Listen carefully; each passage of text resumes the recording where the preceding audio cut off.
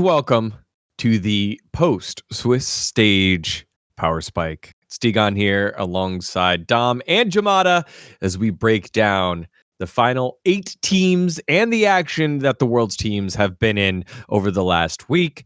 And it has been a week without quiet, calm. It was a chaotic week in terms of matches. We also had drama off the rift as well. LEC teams getting devalued and CEOs taking pot shots at each other. Thank goodness for that academy system of Europe pumping out talent and making sure that the pipeline is alive for the game that we love in Europe, as well as people cosplaying as journalists, which is where we're going to start. Because Dom and I have had the opportunity to be media and pump out interviews on official broadcasts or with official teams through the official Riot channels as media before. And the big thing that's happening, T1 fans still finding a way to make it by themselves. There was a content creator, mostly known as a content creator, who was doing interviews for her channel, I suppose, and had access to an interview with Keria.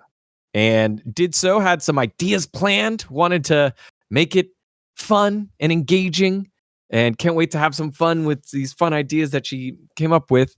Didn't quite like the reaction that he gave the interview and the energy that he gave the interview, and was kind of upset about it.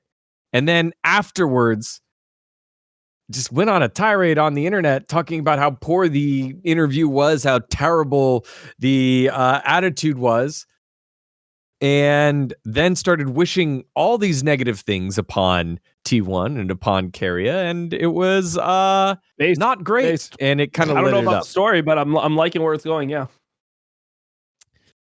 So yeah, everyone had a take there.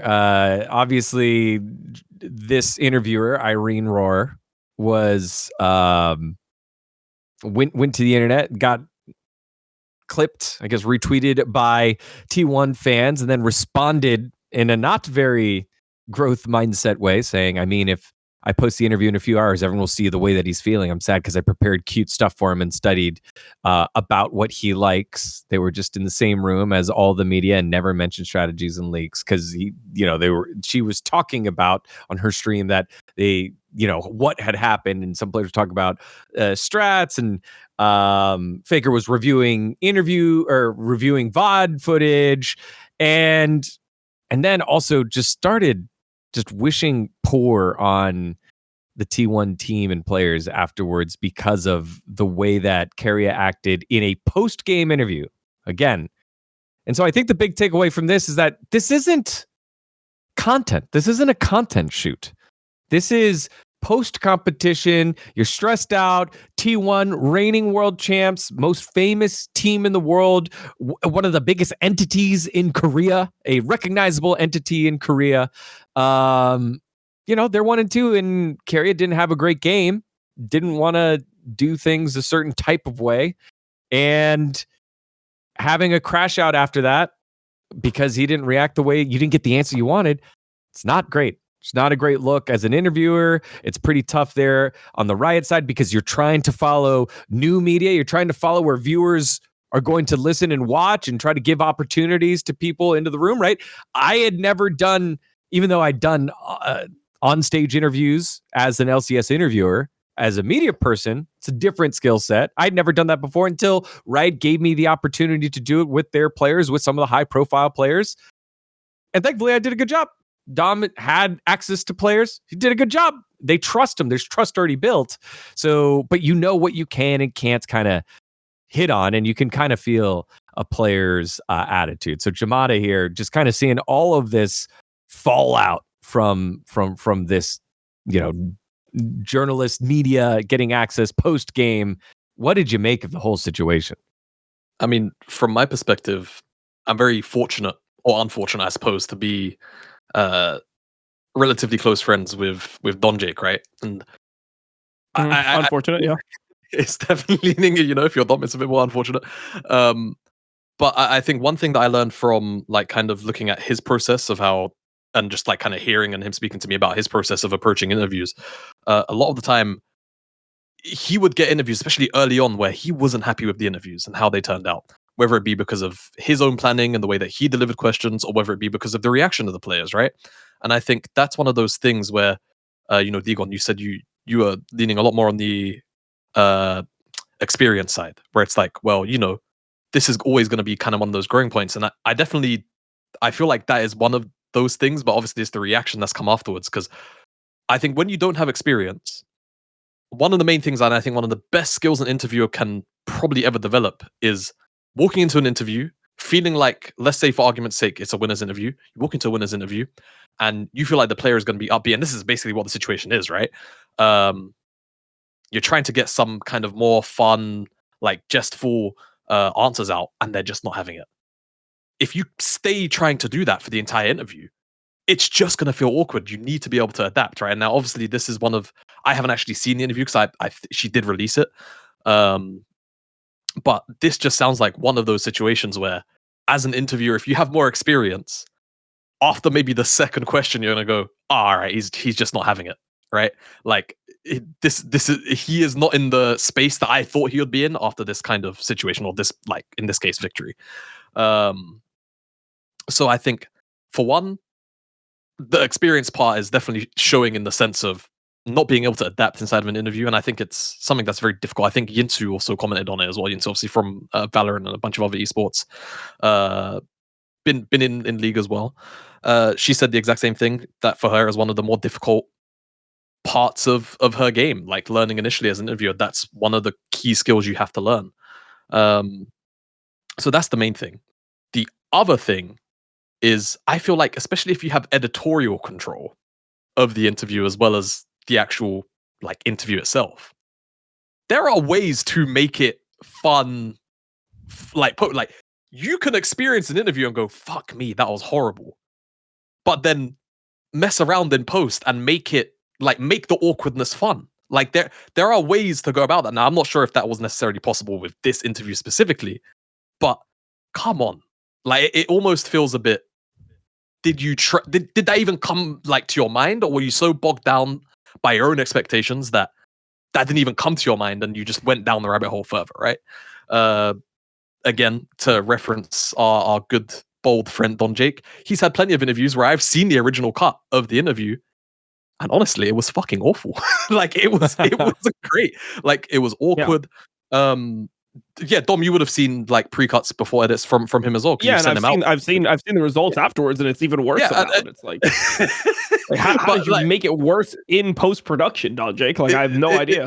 It's fantastic, right? But point being, you have the ability to edit that stuff post, and again, it feels like this person's own expectations limited their view of even seeing that as an angle. So everything that followed with the crash out on Twitter, the attack, it's an indefendable position. You can't. I think it's in those situations, unless the player genuinely does something out of pocket, really out of left field, that is just objectively unprofessional, I feel like it's always going to be on the interviewer and the editorial process to make whatever content comes out, feel tasteful. Hell, if it's not good and there's no way to make that content good, don't say anything, don't post it. That's the bottom line. Like, you can just not say anything and not post it, right? So yeah, just a very strange situation overall from my perspective, when I think there's so many different barriers to like creating and curating this content that could have been taken likely, to end up here to just make yourself, like, make it all about you, make a very large fan base very angry, who you're never going to win with regardless, right? No.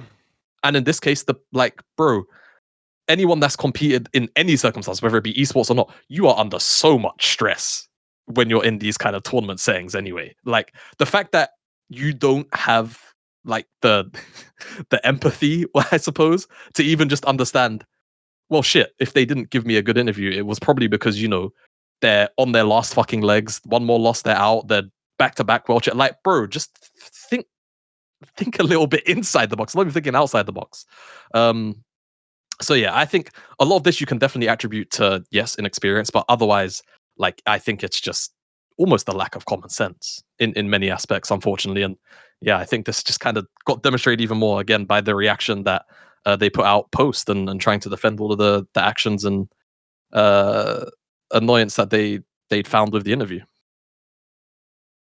Yeah, Dom, I mean, you've experienced it both as the player and as the interviewer. Like, how do you deal with situations like that as a player afterwards?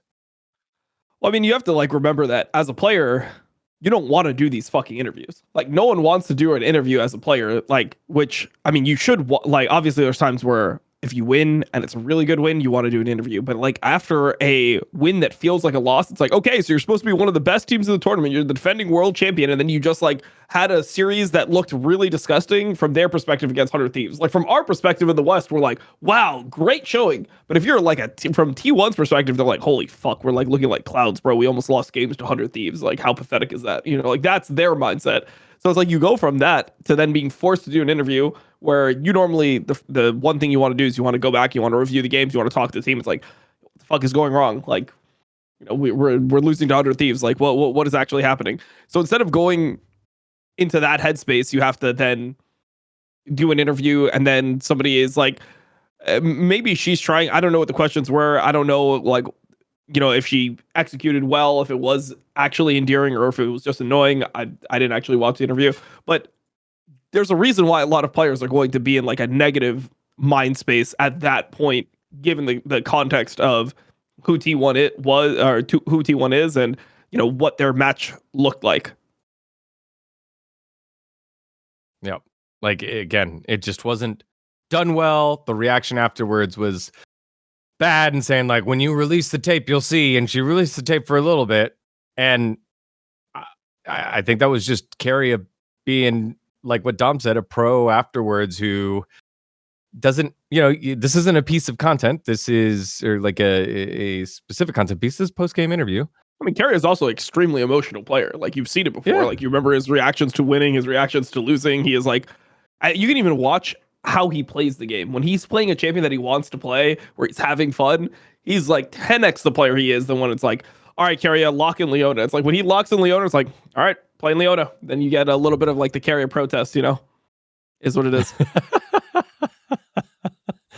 So, yeah, I mean, not a great look, and best of luck to that streamer. And again, just kind of a touching point on how to act around pros, how new media gets an opportunity to access, right? Like, I don't think the idea of giving access to this person was wrong before the interview, right?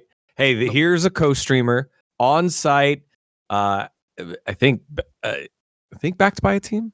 I'm gonna triple check, but on site is there to like do a good job, has numbers to support, and like, yeah, let's get him to grow. And then afterwards, just kind of ruins it. Like, I don't know if you could know that beforehand if you're Riot. That was my major point about my tweets. You can't. You need to give opportunities. You definitely can't. I mean, obviously, there's some level of air quotes vetting you can do, but even then, like, you would expect if you give a content creator who has a relatively, I'm just going to assume a good track record, your expectation as Riot is they're just going to go there and do what they should do under those pretenses.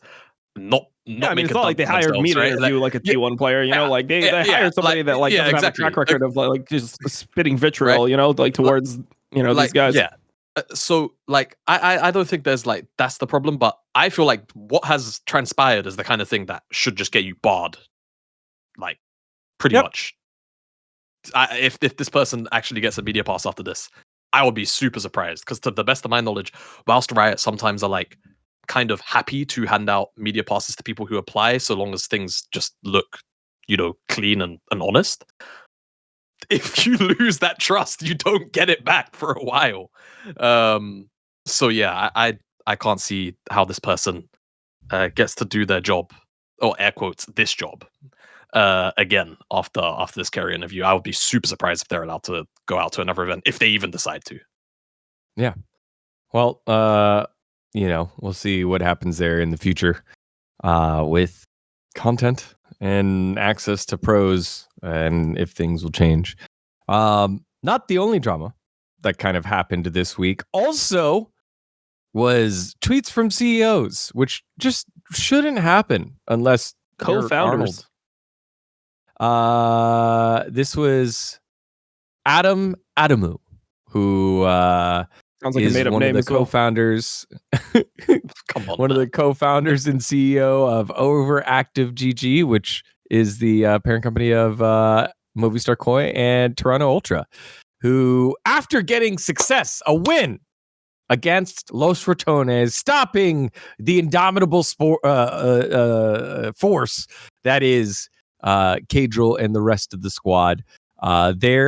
He took a parting shot, like, for EU Masters, which just felt weird, or EMEA Masters, saying, happy to see two strong academy teams leading the way at EMEA Masters.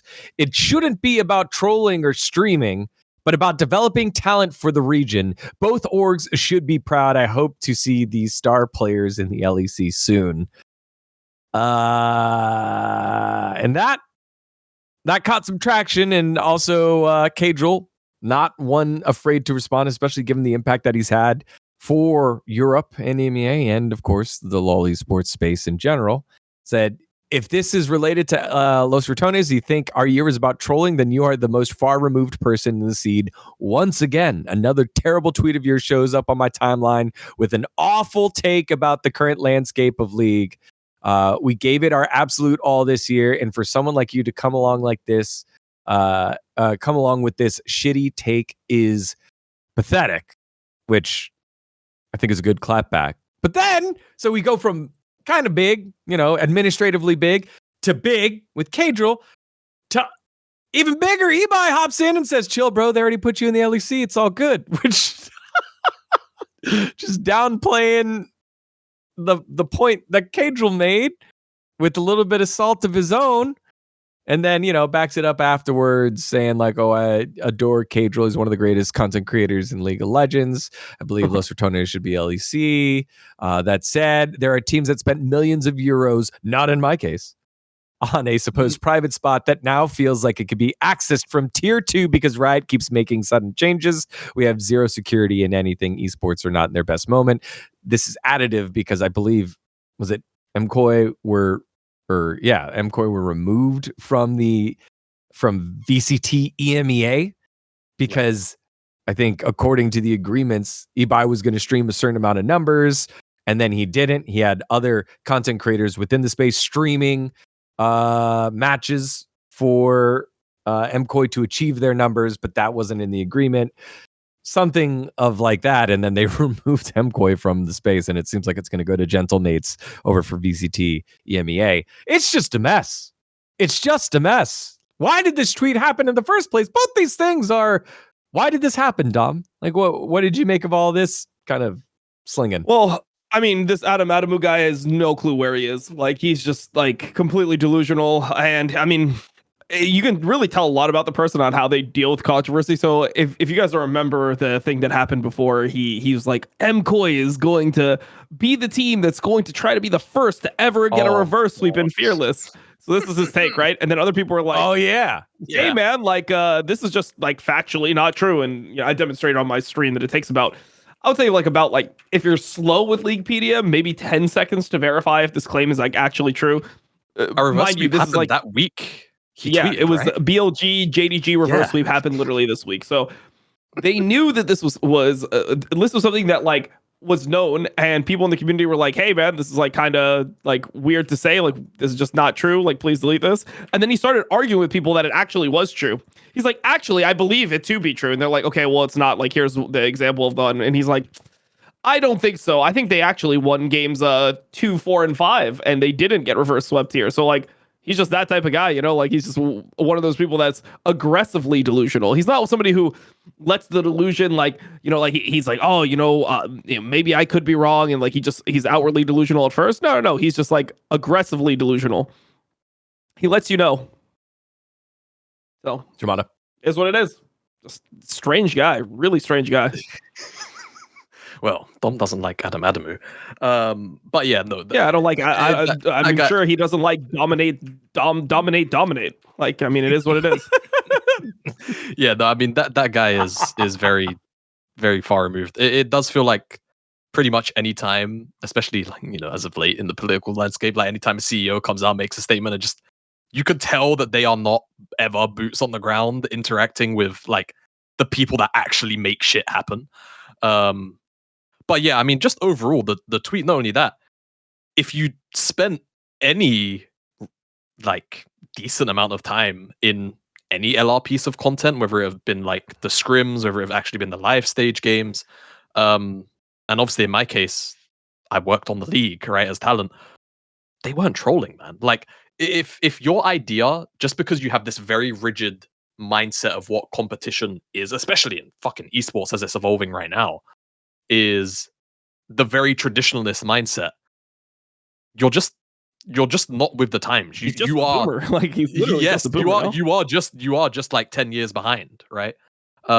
This has been the overall pathing of esports for a little while now, as like personalities kind of become more forefront in these team settings, right?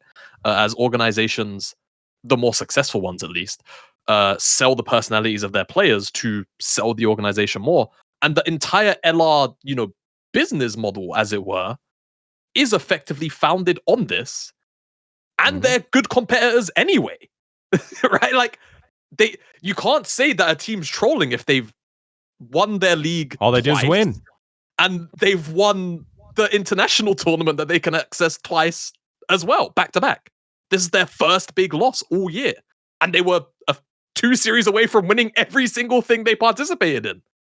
How the fuck is your takeaway that they're trolling? Like it's very obviously like a mean-spirited jab, just again coming from a position of someone who's really out of place. And like Kadra will hit back appropriately, but I think from the perspective of Ibai, it's like when you it's like, for some of us who are maybe of ethnic backgrounds, sometimes our parents or our grandparents have stances which are not in line with modern societal behaviors, and they say something just blatantly wrong in They public. just say something racist, like, Just, it is what it is. like they just like they drop a bomb that like you didn't want them to drop, and it feels like Abai was there to like attempt a bit of caring, where it's like, hey, like he's not wrong, but like just like you just wanted him to not reply anymore. And it's I from Abai's perspective, that's the only reason why you could ever really say something there. And of course, there is the whole like devaluation of air quotes devaluation of the franchise slots. I, for one, am maybe the worst person to ask about the franchise stuff in general, because I think it's fucking horrible. I don't think it's done anything to actually progress the league.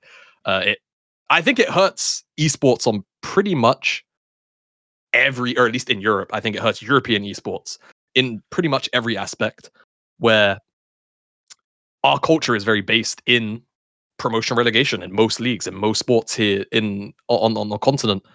We don't have these localized like situations that you have in the States, where franchising as a system can work, because these local fan bases are so like frequent and spread out that you can make that happen.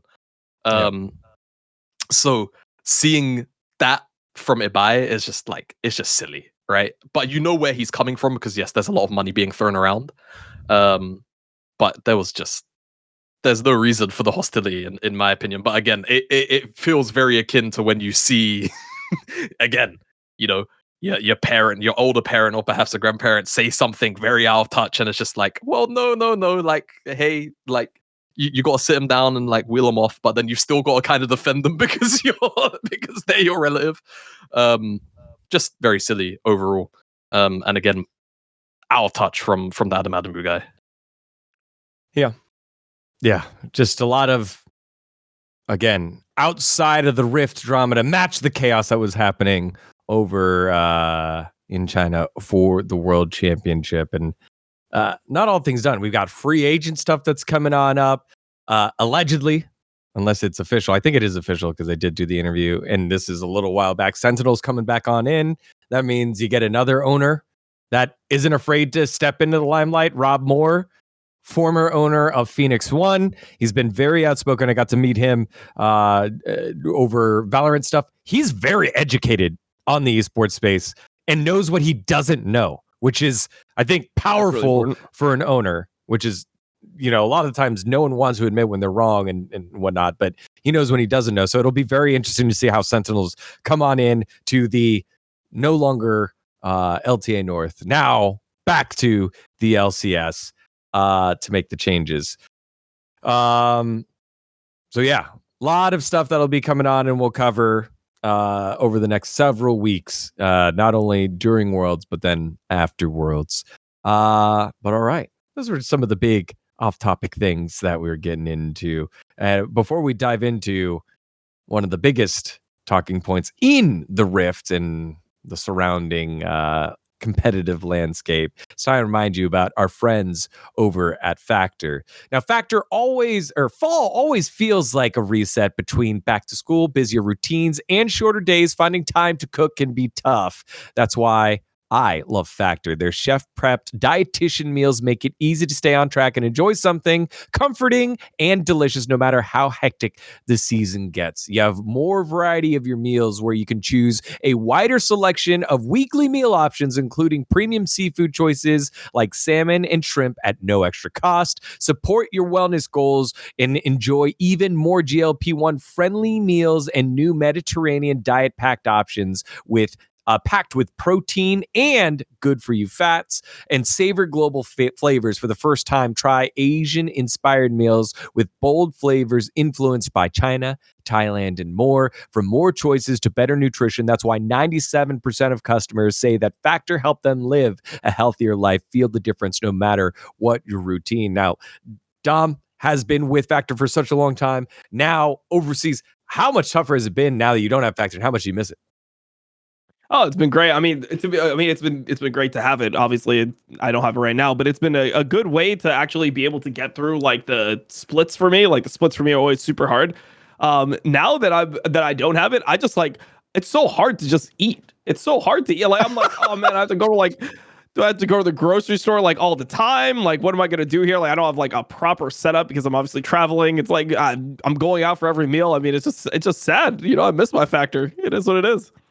Look at that. Again, just the difference in how the setup is, how easy it is, and you don't have to worry about the calorie count. You don't have to worry about any of that stuff because it's all tracked there. Very easy to make, very convenient to have. So head on over to factormeals.com/powerspike50 off and use the code powerspike50 off to get 50% off your first box plus free breakfast for 1 year. That's code powerspike50 off at factormeals.com for 50% off your first box plus free breakfast for 1 year. Get delicious, ready-to-eat meals delivered with Factor. And the offer is only valid for new Factor customers with code and qualifying auto-renewing subscription purchase. Thanks to our friends over at Factor for powering Power Spike. All right, well, one of the most hyped teams and promising teams in Worlds, not only like in the West, but in Worlds, was FlyQuest. And at 2-1, they had the opportunity to make it on in. They had a draw, not the easiest draw, but probably the second easiest, one of the easiest draws you could get against G2, West versus West. One team was going to make it on in, and they fell short, and it hurt. And you could see it. They did an interview with Inspired afterwards. He was a little seething there. They had one more chance to make it on out against CFO. Not quite able to do it with the Talia wall heard round the world as Quad ulted on in front of Baron. Kind of, unfortunate, who's had a great tournament, but that was a pretty big mistake. And since then, it feels like you can kind of feel the flames coming out of the big fire. And that is where this week's Everything is on Fire is coming from. It's FlyQuest at Worlds.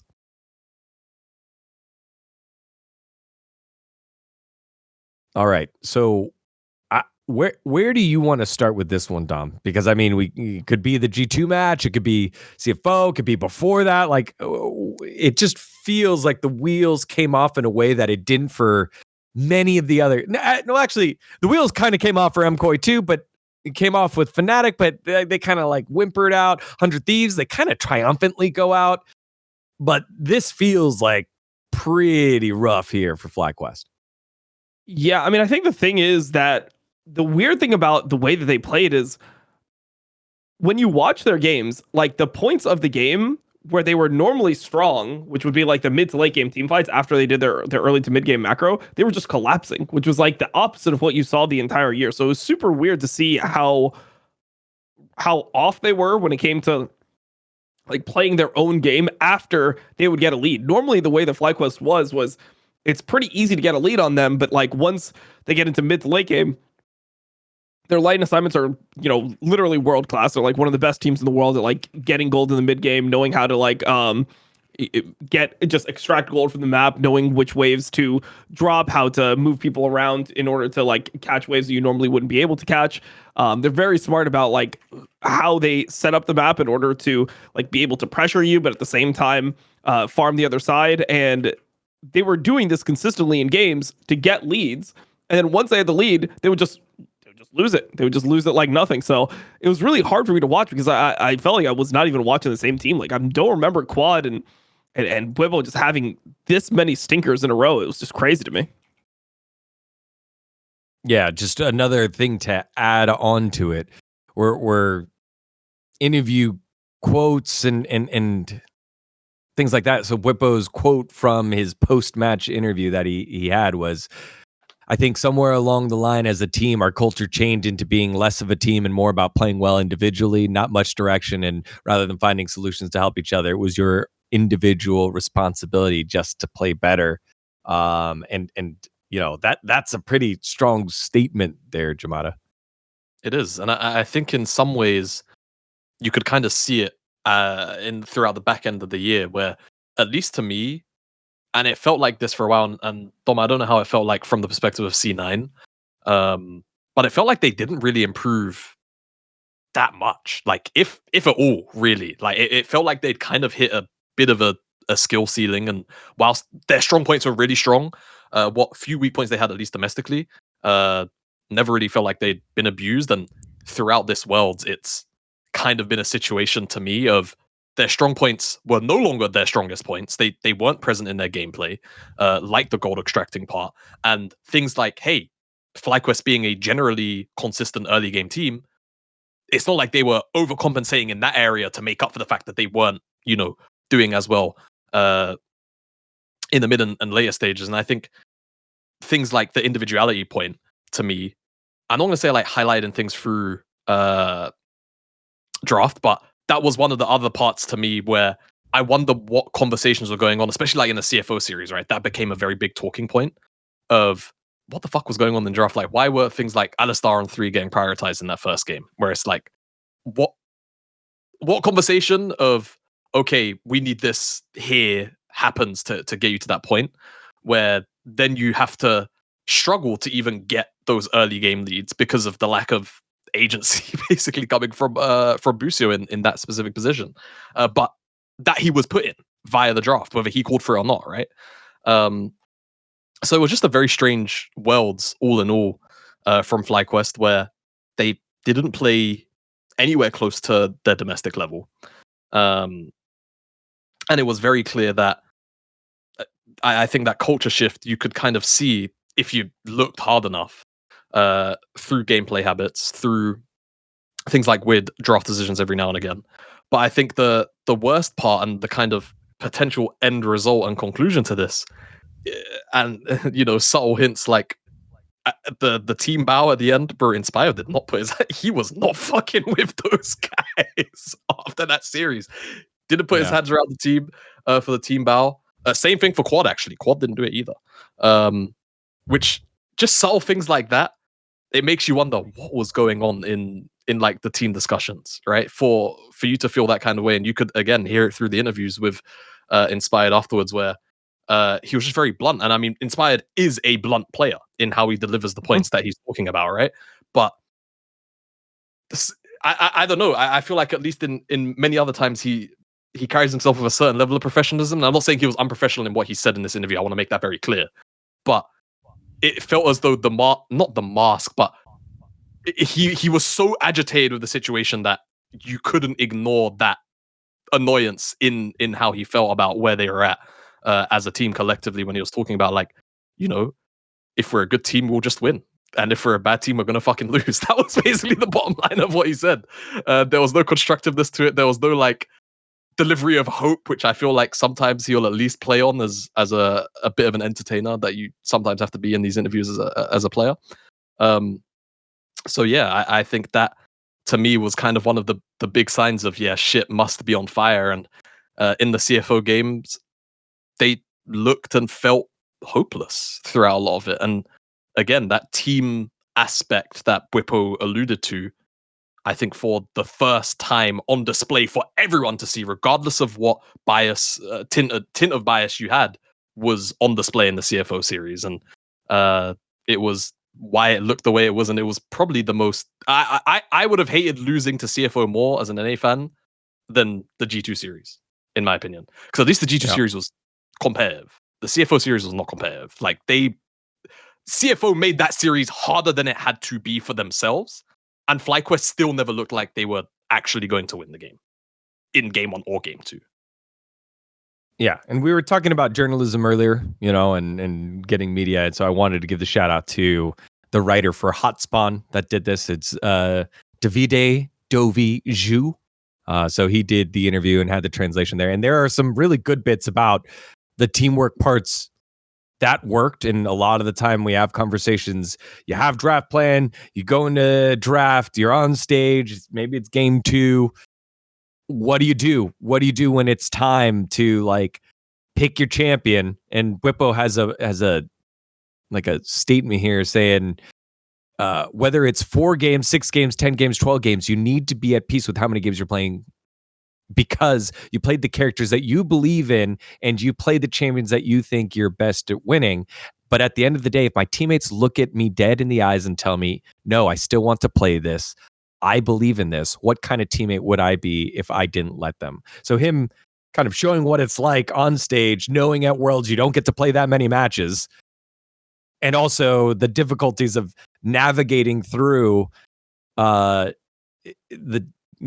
tough picks, like picks where you're like, hey, this could work, or if you pick this, it's going to screw my lane or whatever. And it's just very interesting kind of insight there. So go check out the article if you wanted a deeper insight there. I think there was one more piece in it that alludes to something there. We would look at what everyone could do individually better, but there were 0 team-oriented discussions about what we want to do, how we want to do it. So I think, in my opinion, that's the biggest problem. So just to have that kind of like structural failure there during Worlds, in the toughest moments, also the most stressful moments, seems like you would just put the team behind the ball there, Dom. Yeah, I mean, it's really weird that they like weren't reviewing as much as a team. I mean, it was something that we noticed from just talking to players and stuff. It was like, wait, they don't like do like the full on team reviews, which it's one of those things where like team reviews are accepted, but I guess when you're winning, it's like, okay, well, they have a lot of coaches. They obviously have like Arrow, they have they have Mithy, they have Nuke Duck, and then on top of that, like Gakkos and Bwipo are going to be watching each other's games. So you can understand where like the value would come from of like doing a lot of individual stuff, since you have a lot of people that have played like at a high level in that room. But it just feels like at some point, like, yeah, I mean, if you're losing team fights, it completely changes everything, and that's what happened at a point. Like they started losing team fights, so. I mean, when you're losing team fights, you have to start reviewing. But it's weird because it wasn't like they were just losing team fights. It's like they just didn't know how they wanted to play at all when it came to team fights, which I thought was really strange. Like, I don't know, like when you watch how they were playing, like, why is quad ulting into 5 million people? Like, the only reason you do that is because you actually don't know what you're supposed to be doing. Like, you never would do that under a normal circumstance. So, yeah, I mean, I don't know. It was really strange. There was also like finer points for me where I feel like the first game, if you watch the lead up to the grubs, the whole minute lead up to the grubs, it felt like they had every piece of the puzzle set up to go and contest those grubs. They had Busio on with 6, and Kaiwing was still very far away from it. Bwipo had a proxy in between 1 and 2. He could have rotated up. And if I think it was Driver in that game, if he's already 1 level down, if he has to TP to that grub fight, he is a fucking homeless Rumble for the entire game because he's gonna miss so many waves whilst making that play happen. And they just cross map it for Dragon, and it's like their composition is Vi, Cassante, Talia, Alistar, and the ADC is escaping me. I think it was Jin. But it's like, they don't mind fighting there. They have the components in their inventory to fight there over what was like Corki and a bunch of Azir and like champions that don't really want to be like fighting at that point in the game. And they just didn't play for it. And it's like everyone is doing different things. And you can see it too, because Bucio's rotated up to Grubs. He's teleported mid. He's rotated up to Grubs. Inspired has gone down to Dragon. He's soloing Dragon. And Bwipo actually half walked up to mid lane for a second, but then said, oh, okay, I guess we're just doing Dragon. So then off the top of my head, I'm pretty sure he just walks back. So that individuality point, now that I've heard it, is also making even more sense in the final, like, kind of dotting I's, crossing T's parts of the game, where the FlyQuest I know would have just run straight the fuck up to Grubs and fought that and taken probably all three, because that's just the strength of their composition in that situation.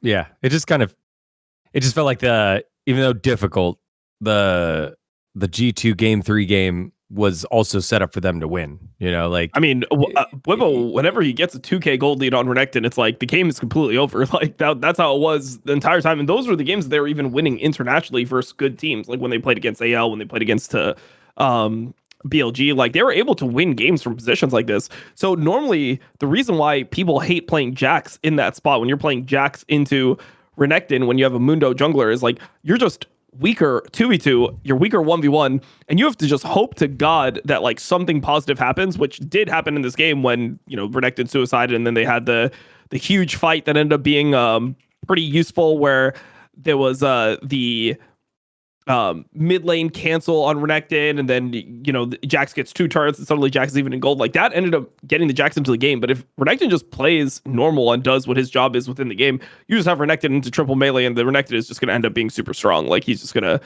be a point of power throughout the entire game. And yeah, I mean, I just was so surprised to see how quickly they gave it back. I mean, that's just not something that we normally see.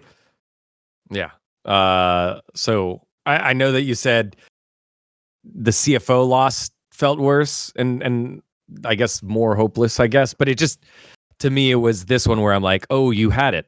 We could have just taken care of it now and not worry about it. And then, you know, I tweeted out in that in the CFO match when the Tlee wall went in, I was like, oh, there it is. And honestly, watching this series just felt like, oh, old nostalgic memories of being a North American fan during Worlds. That's just what this felt like. It just felt like, there it is. Yes. Like our heroes are collapsing. The guys that won the league straight up were the best teams. We can't send a you know, they earned it. They just did something uncharacteristic, and then it just unravels. And it unravels. Do you know, like, I'll put my EU coat on for a second. I've got to dust it off. Yeah. Do you know what would make me like the happiest guy in the world, just for the sake of seeing people get annoyed? If G2 go into top esports and get shagged, like just like the most disgusting 3-0 you've ever seen, because top esports have looked shit as well. Like that's the worst part about it. Like they have not looked good, and they just go into top esports and they get 3-0'd. Oh my god, the smile that will spawn on my face. I really can't emphasize it enough. Just after, obviously, like specifically the NRG's incident for us, that would be the great sour candy on top of this for NA fans, because the only thing they can really do now, if you're like a Western fan, is support G2, and I think it's what a fair few of us in the EU camp were like, okay, you know what, fine, let's give this NRG team a chance, and then they played Weibo. Shit the bed. Yeah. I mean, actually, they didn't shit the bed. They just didn't play at the same level they did against G2. That was a good, insane level. With that, let's turn the page here and close the chapter on this FlyQuest squad, who achieved a lot together. They created some stability in terms of roster movement and stuck with it. They added Gekos, but you know, he didn't really factor in too much there on stage. How will we remember this roster since it and what parts do you think are moving on, but how will we remember this roster here? Dom, let's start with you. I don't know. It just looks like to me, it's just what could have been type of roster. It's like, oh man, like if they actually showed up and played the way that they played for the majority of the year, like they probably just win, right? Like that would probably just be like a North American team getting to top 8. And that's the thing that feels so bad about it, is it doesn't even feel like, oh, G2 leveled up and played super well. Like G2 literally got behind when it came to mid-game lane assignments. They got behind like 3K goal. Like they were just getting completely fisted on the map, and then they just won every single fight and won the game like that, which is like, it's just an unfulfilling way to lose, in my opinion.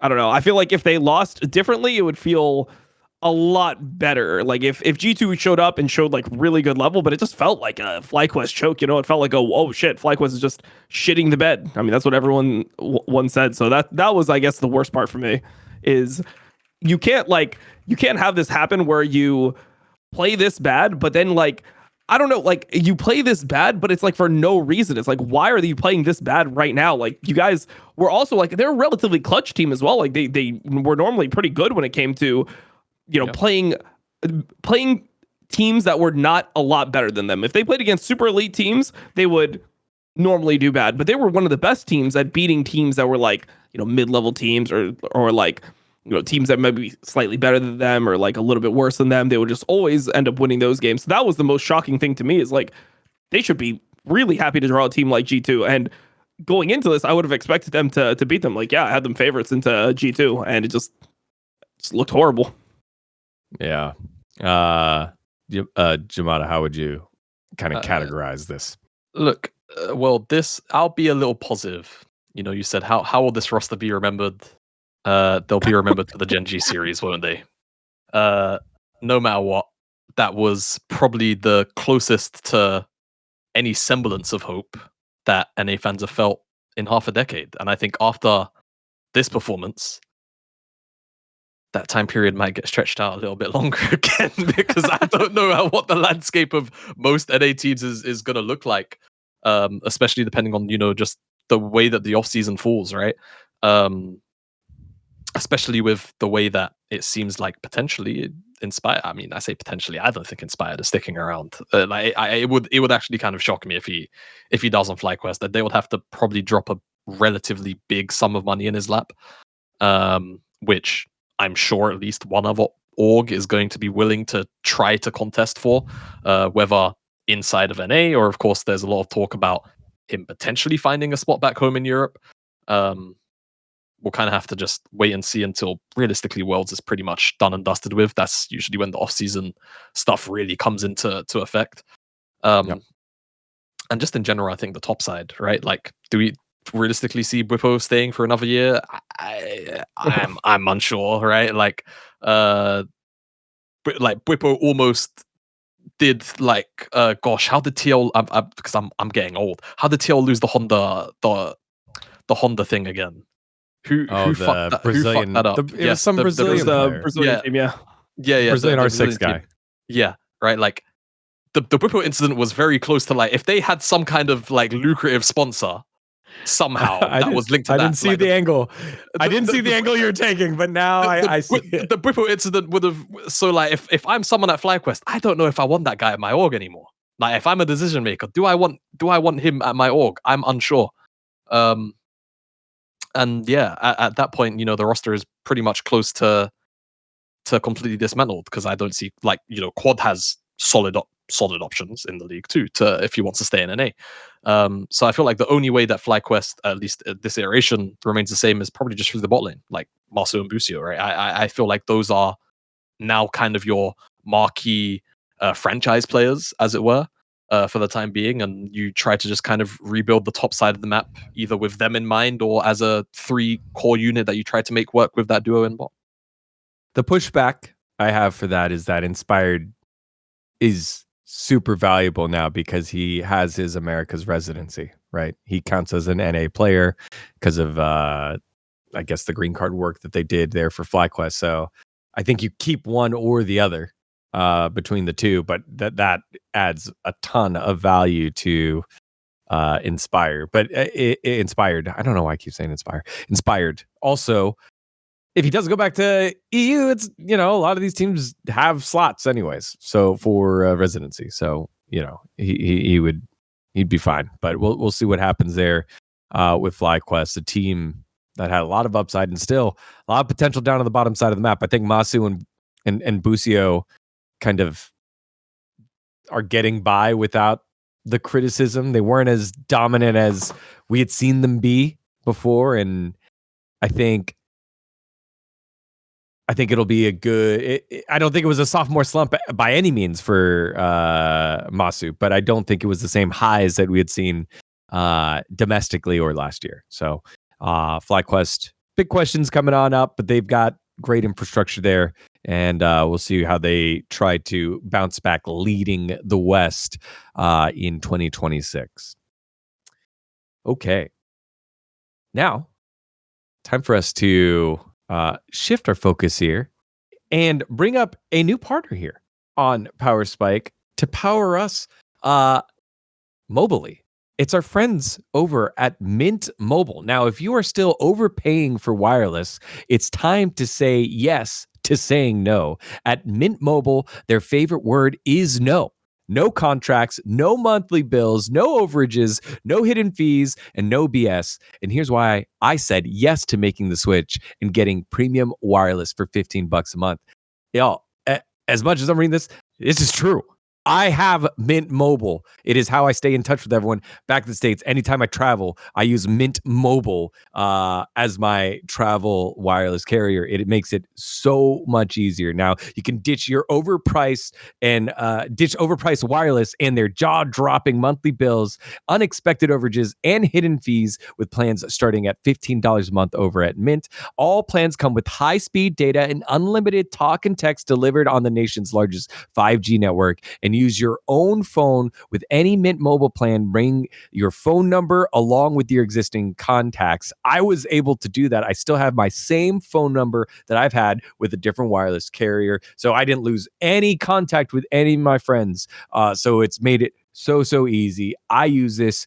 You should too. So if you are ready to say yes to saying no, make the switch at mintmobile.com/powerspike. That's mintmobile.com/powerspike. There's an upfront payment of $45 required, equivalent to $15 a month. Limited time new customer offer for first 3 months only. Speeds may slow above 35 gigabits or gigabytes on unlimited plan.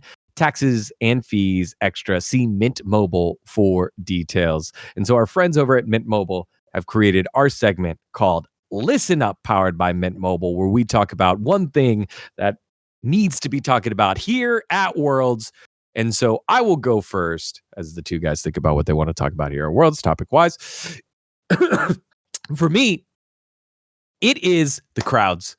Now, it's known that certain stadiums have a little bit more favor than whatnot. And so as we move over towards Shanghai, where it is a little bit more of an international city, the crowds are going to be popping off. The production is going to be matching that same energy. I know that there were issues earlier with, some graphics that were missing, or we had some tech pauses, and it made it a little difficult.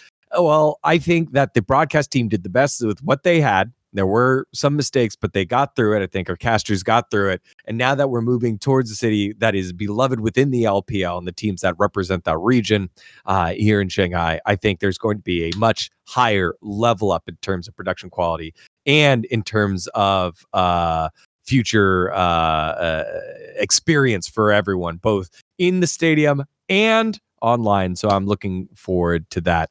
All right, Dom. So that my topic here for the Listen Up powered by Mint Mobile was more about the World's experience.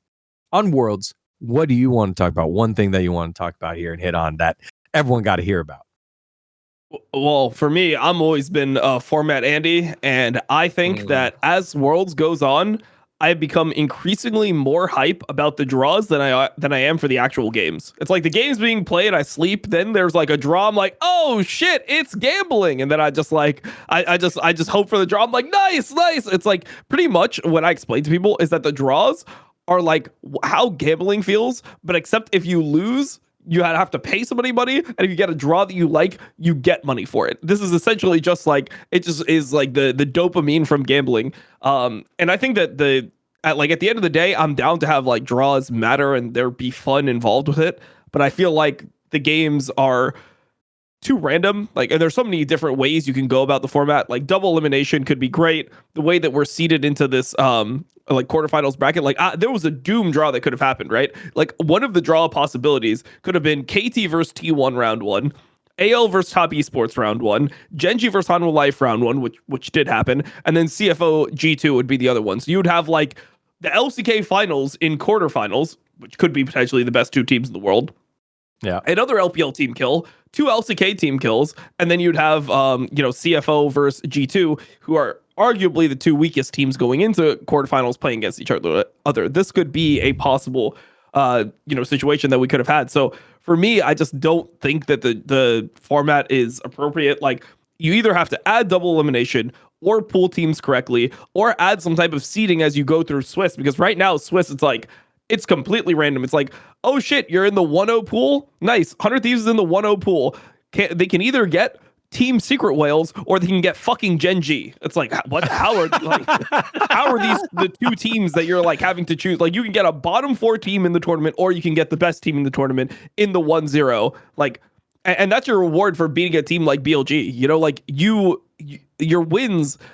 The quality of your wins doesn't matter. It's just like, did you win or did you lose? The quality of your losses, doesn't matter. It's matter. Did you win or did you lose? And then the problem with this is that we get these fucked up narratives that come from Worlds. Like for example, MKOI fans are perpetuating a narrative right now that they're like really close to getting out and getting to the quarterfinals, when in reality they had the easiest draw possible, and they rocked up against T1 on T1's worst day and they still lost. And it felt like when I was watching the games, I'm like, yeah, MKOI with these leads, the game isn't even really close in game 1. They could just never win. I just thought they would never be able to win the series ever. And then 100 Thieves, it's really unfulfilling because you see a team that's actually playing well. Like FlyQuest is choking, but they're getting rewarded because they're getting shit they're getting shit teams. Like their draws are super fucking easy.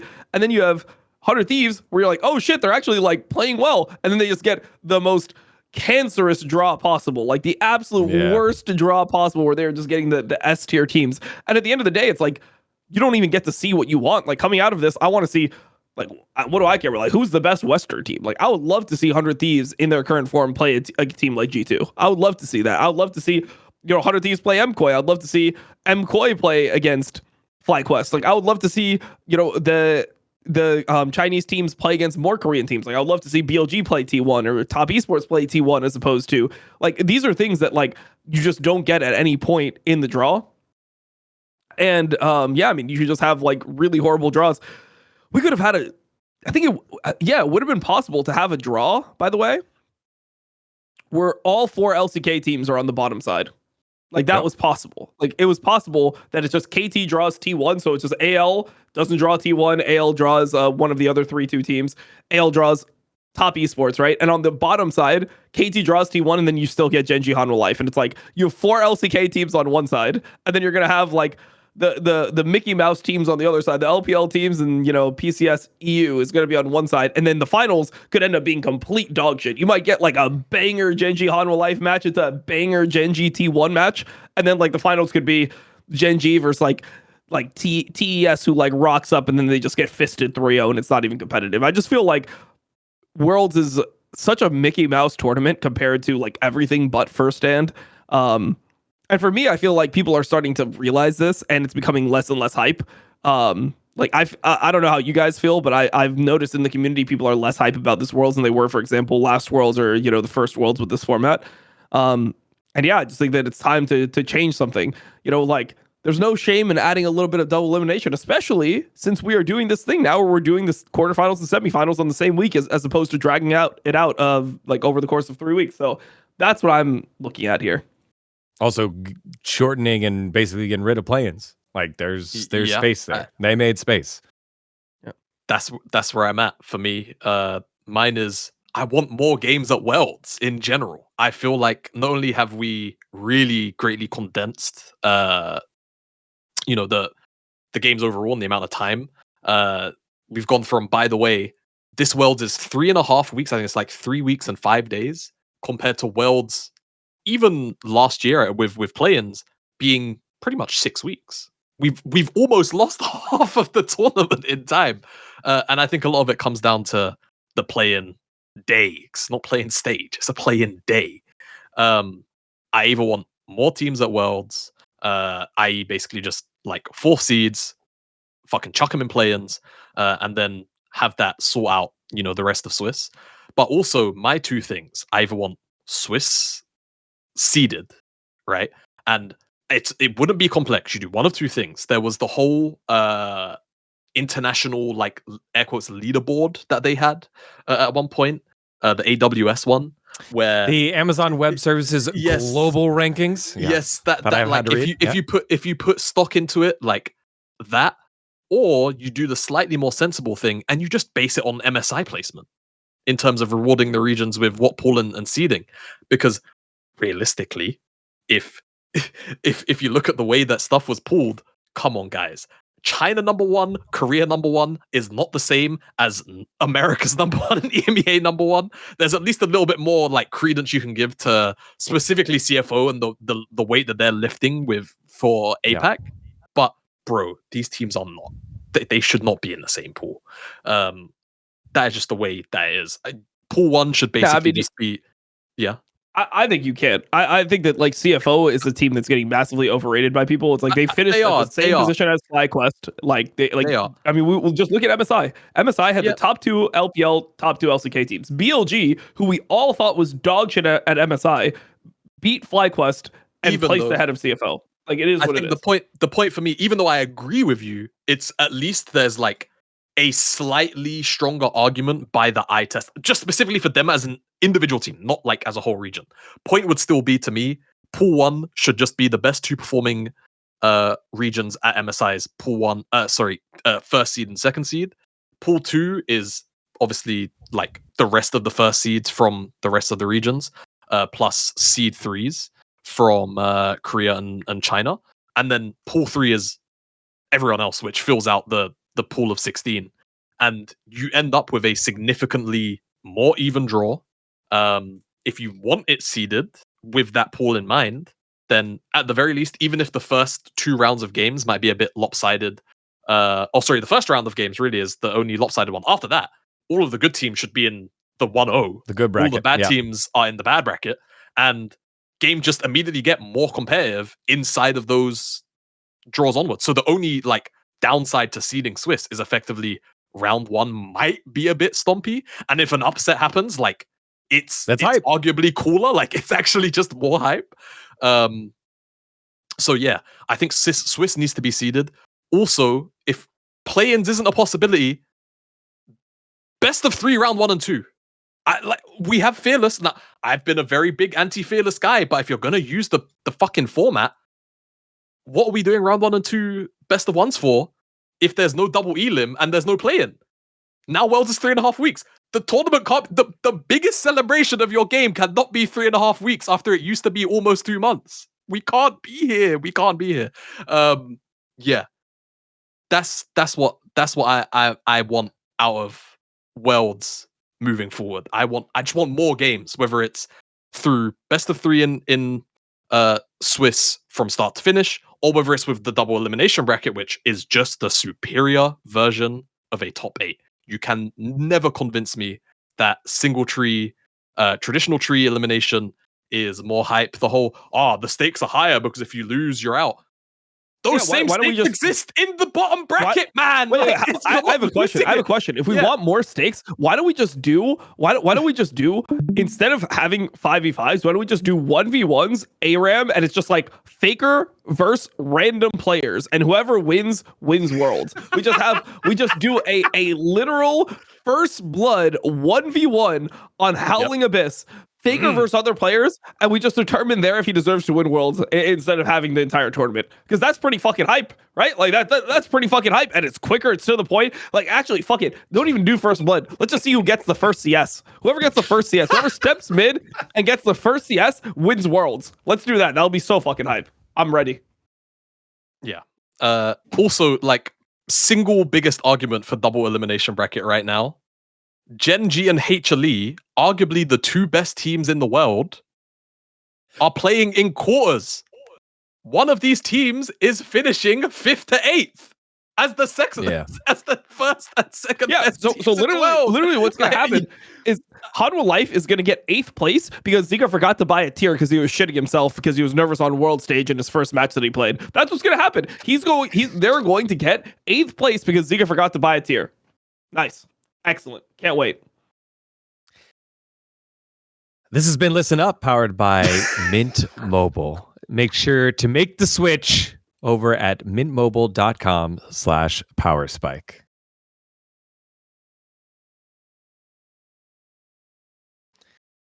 All right, go for it. We're going to take a short break. When we come back, we are diving into some of the fan favorites, Fraud Alert, and we've got the IntoTheAM Glowup, as well as our Esports Crystal Ball. See you in a bit. Hello, everyone. Welcome back. Time for everyone's favorite segment, especially when the stakes are high and the expectations have been crashed all the way to the ground. It's time for some Fraud Alert. Let us know right now. Take a second. If you're watching live, put in the chat, who do you think is on Fraud Alert, given who we've already talked about? And if you're watching recorded at home, let us know in the comments who you want it to be. All right. Fly the thing.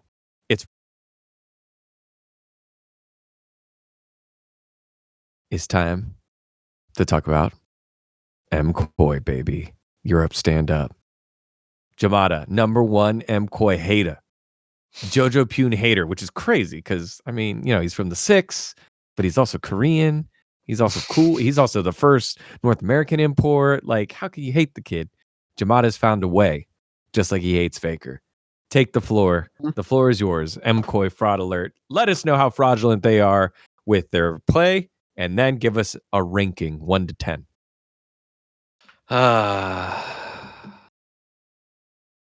Me encanta esto situation.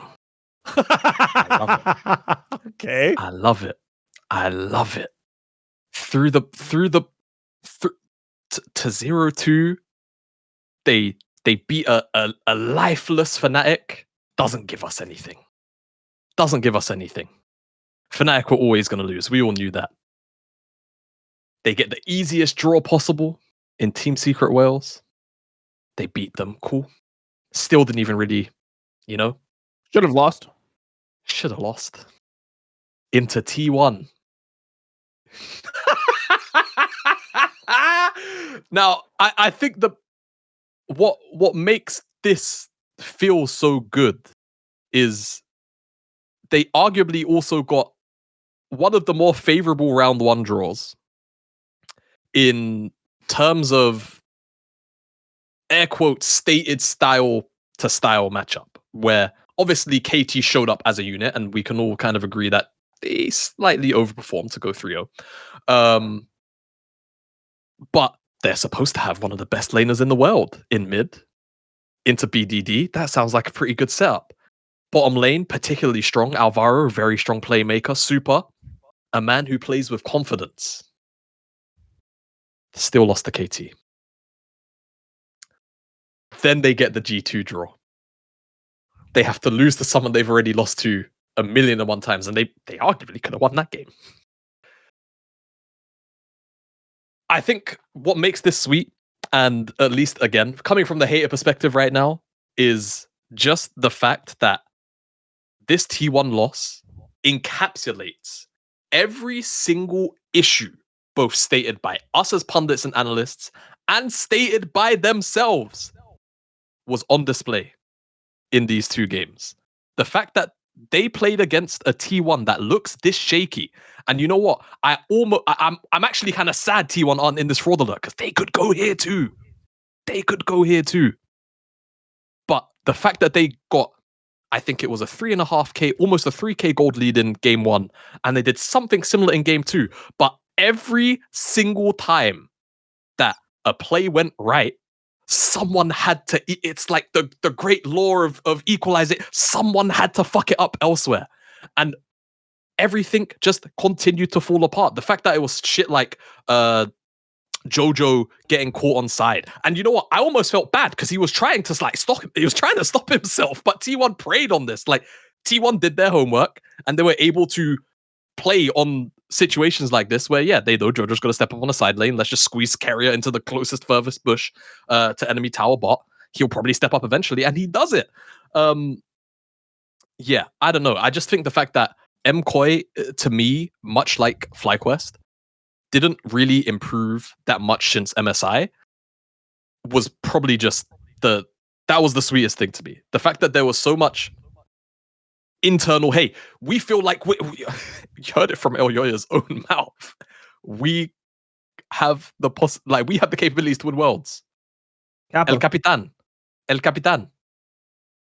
No. It's just not there. That's crazy.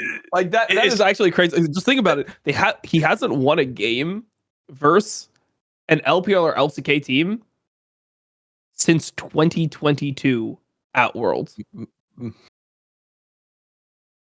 Since 2021 at Worlds. Sorry, since 2021 at Worlds, he hasn't won a game. And then we're talking about this group has what it takes to win Worlds. I just want, like, when I said on Twitter, what I've kept on saying is, imagine if somebody who has a higher chance of actually winning Worlds, like, for example, Knight on BLG, said that after BLG dropped out. Do you think we would ever see him again? Do you think we would ever see him again, or do you think that he would be executed on the spot? He's getting put in a guillotine. By the LPL fans. Yeah. The LPL fans would lose their mind if a team, even though that they it would be objectively more true that they could win Worlds with the BLG lineup. Like, they've taken way more games off Asian teams. I mean, they beat even in their worst form, they beat MKOI at MSI. Like, they went 1-2 to top esports. It's way more true that team could find a way to win Worlds. Like, they were one game off winning Worlds the previous year with 4 out of the 5 members that are on the team now. And they would never say something like that. It's just crazy that these types of things, like, we can just say these statements and you don't have to like obviously everyone wants to win Worlds, right? I'm not saying that you shouldn't have the belief that you can win Worlds, but it's like baby steps, how about, like, I know that this team has what it takes to get out. Like, they didn't have an impressive win the entire tournament. They lost to KT. Nope. They lost to G2. They went 1-2 against, or 2-1 against Fnatic, but they lost a game to Fnatic. They lost a game to Secret Whales. They looked really bad in the Secret Whales series. And then in the T1 series, they got 2-0'd. And then we go from, like, okay, we can't even win games versus top Asian teams when they're playing their worst, but then we're going to win Worlds. What the fuck? How? Like, how are you going to... They can't beat G2. How are they going to win Worlds? Like, I literally just don't understand how we could get to that point. So, for me, I'm triggered when I hear this type of stuff. Because it's just like pandering. It's like, yeah, everyone wants to win Worlds. Obviously, and, like, people will be like, oh, what do you want him to say? Do you want him to say that, like, that they can't win Worlds? It's like, no, just how about, like... Don't say that. How about just say something else? Like, own up to your performance. Just be like the usual spiel, man. Like, don't oversell what we saw on the Rift to not be true. Like, yeah, I don't know. I harp on those points. I don't even think they were the 9th best team at Worlds, by the way. Like, no, I think that if you put them versus BLG, I think they're losing. If you put them versus FlyQuest, I think they're losing. I think if you put them versus 100 Thieves, I think they're losing. Like, I mean, I think they're losing to, like, most of the teams outside of the bottom 4. If this Swiss was seeded, boy, not good for them. Not good for them. It would have been worse. Yeah, I don't know. Like, they had fortune of the draw, and they still looked bad throughout. Is just the worst thing. And the fact, again, sweetest cherry on top of the cake is that they could have beaten T1. T1 looked bad enough to lose, and they still gave it up. In, like, the weirdest ways possible. Yeah. Like the thing is, it's not like T1 had to do some magic in order to win. It's not like T1 made some crazy good play and it's like, damn, that's why, like, they're the best team in the world. No, Supa just sat in a bush as the AD carry. He sat in banana bush and he attempted to assassinate the enemy Kiana. He tried to assassinate the Kiana, and then the Kiana assassinated him. Crazy. Assassinate the assassin. They lose. Then he gets, like, a free kill where level 3 versus level 4 Gumayushi's fighting against the Vayne. He gets a free kill, which sure, it's good. I'm not going to take credit away from Super here, but the thing is, he's ahead, right? He's ahead. And then you look at what happens with this lead. Oh, what are we going to do now that we're ahead? Apparently, what we're going to do now that we're ahead is we are going to tumble into melee range of Leona in a 1v2 situation with your team in river, and you're just going to get CC'd and die, and then you're just going to be behind. It's like, Supa got rolled by Eddie, by the way. I'd never even heard of Eddie in my life. I don't even know who this guy is. Team Secret Whales Eddie. Never heard of this guy in my entire life. That guy looked way better than a player like Supa. He did look good. Way better than a player like Supa. So yeah, I don't know, man. It's like fucking crazy. Like I see these types of statements. It's like, it's just pandering to the Spanish fans that want to have hope. And then like I get a bunch of people with ideas. When Yoya wins Worlds, I'm bookmarking this tweet. Brother, it's never happening. Like it's never happening, bro. We're never gonna see an LEC team win Worlds in our lifetime. Like it just is what it is. Like it is what it is. You know what? Hey, unless we go for a different format, who knows? Look, I'm gonna cope really hard here.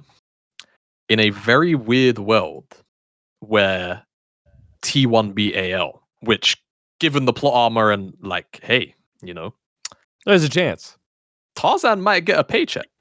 That's all I'm saying. Yep. A brown envelope might show up at his front door, at his hotel door. Nothing more, nothing less, just the money. He knows where it's from. He doesn't need to think about it. That could happen.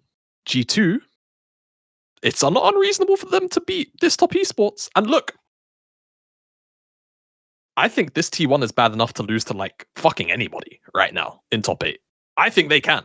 I really think they can. And I think a lot of the teams inside of the top 8 have strong points, which are T1's weak points, which will just make games significantly hard for them. So G2, I could see them beating T1. I couldn't see G2 beating AL. I don't think that would happen. But if we get that weird combination, G2 are in finals all of a sudden, mate.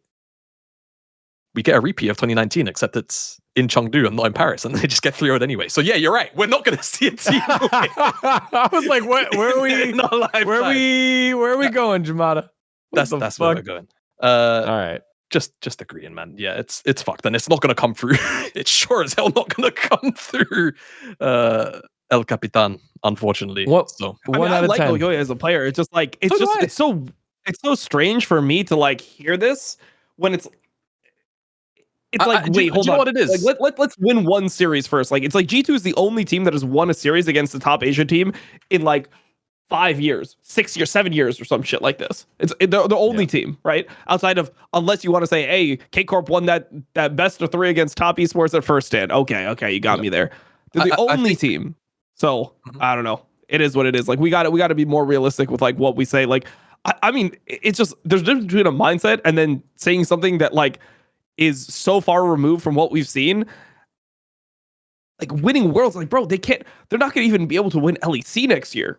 Like G2's gonna roll them next year. Like they're lucky that G2 was choking in the finals in spring and in winter. Like that was your chance. That was your chance to win Worlds right here. That was your chance to win LEC right here.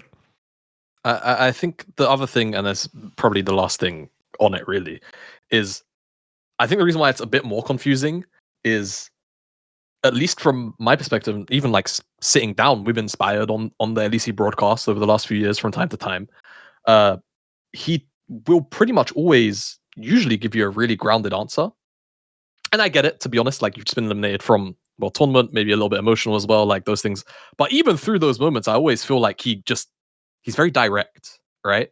So I think that's what makes it feel, in a way, almost even a little bit more comedy-ish, is that like anyone who's serious knows that it's not happening, and he's a serious guy. So hearing it come from his mouth, just again, a bit, what's the word? It's just like juxtaposed to where you would normally see C and B at with stances and statements like that. Yeah. 1 out of 10. Where do you have it, Jamada? Oh, this is like a 2.5 or 3. I expected this. It's not fraudulent because I expected it. It's low. If somehow you weren't expecting it, I think you're silly. The reality is, the only reason why you could give them a high number is just it's funny as fuck that they had the expectation set so high for themselves they perpetuated that narrative into the community. The community then parroted that narrative on top of it. And then they get one of the best possible scenarios to actually just make it into top 8. The format was rigged even more so that we would potentially have, 2 non-Korea China teams in top 8. And they still fucking fluffed it. That's the only reason why I could give them a higher number. But I expected it, so I'm giving them a 2.5. I knew this was going to happen. By Jamada. Dom, what you got? I would say that they are like 5 out of 10 frauds because, like, to me, the way that they lost their leads was just crazy. Like, like every time you watch MKOI, you expect them to lose in a different way at least, or like you're hoping that it's like, okay, surely we're not going to just like run the whole game down mid game, but they just do it so consistently. So like, what I would think is I just think they need a roster change. Like at this point, it's not even worth being good early game anymore if it means you're going to run down every single mid game. Like you'd rather have the strength of being a good mid to late game team than a good only early game team. And you've had the same roster for essentially 2 years. And I'm telling you right now, JoJo's not going to be the one that changes your like macro to be like a really good mid game team. So yeah, it just is what it is. Very much like many North American fans were cheering for JoJo in Europe, it kind of felt like all of a sudden the star of the LPL was a former LEC player in Shadow, and he got a lot of screen time doing interviews in BLG's wins, including talking some shit after they got their first win after the biggest upset in the tournament, losing 100 Thieves, and man, I hope EU teams get better so that the wins feel better. And then they lose to G2 and they find themselves in the 1-2 bracket, fight their way on up and out into a rematch of the LPL finals. Eventually, Bin and the boys drop out against Top Esports and crash out in the lowest ranking that they've had in a little while, not making it back to the world finals. They finished in the 9-12 position. Or 9-11, 9 through 11th position. That's kind of weird. Yep. What do you rank this one here? What do you rank this one here, Dom? And your thoughts on the BLG fraudulency? Yeah, I mean, I think it's like a 9 out of 10 fraudulency. I mean, I think that they just fucking mega choked this entire tournament. And the sad thing is, like, they're in the same boat as FlyQuest, where they've been good at playing early games the entire year. Like the whole meme was that they were bad at late game. They were bad late game. That was what BLG stood for. But yeah, it was really weird to me that they were just playing so fucking terribly when it came to like how they were doing their early games. Like some of the fucking dive top. What the fuck was that? Like actually, what the fuck was that dive top? That was the craziest thing I've seen. So when I'm watching them play, they're just unrecognizable. And it's just sad to me to see like just a waste of a 1 seed, because this team should be so much better than what they showed. And I think they are so much better than what they showed, which is the pathetic thing. Yeah. I mean, the top tower was their nemesis throughout the tournament. I mean, you even go back to the fucking Bin Rek'Side tunnel thing. That is some of the shittiest League of Legends I've ever seen. Other than maybe the Dignitas guys, guys way back in the day, Dom, like when they died to Baron, or like Doublelift died to Red Buff. Like this is they died to the fucking Herald at level 4. Herald Dignitas. Yes, that's what it was. It was the Herald level 4, the Red Buff. It's up there in that. It was pretty brutal. Jamada, what are your thoughts here? Yeah, I mean it's very high, man. Like the floor could only be 9. They had everything potentially go their way, right? Like they had good draws throughout. 100 Thieves was your draw. They had 100 Thieves, Fnatic, G2, and VKS. And you're telling me BLG, Billy Gaming, could not clamp down on G2 or 100 Thieves? It's just shocking, man. It's just shocking. Like I think what kind of makes it worse to me is all of the like every single meme, every single like weak point, again, like many other teams that ended up dropping out, just full blown on display. The shitsling, and especially in the Top Esports series, like the game 2, where to me, how the fuck is your priority Renekton B1? Azir, Trundle, Jarvan was already out. Basically, every other jungler on the patch, even like fuck it, like an Aurora first pick, I don't care. Like anything but the Renekton in that slot. So you have an answer to Trundle, Azir, and then the rest of the comp, they land on that bullshit. And it's just like, okay, well now we have to fist fight for a majority of the game, and they're losing on the early game comp. They're getting dragon stacked on with via Aurora and Renekton.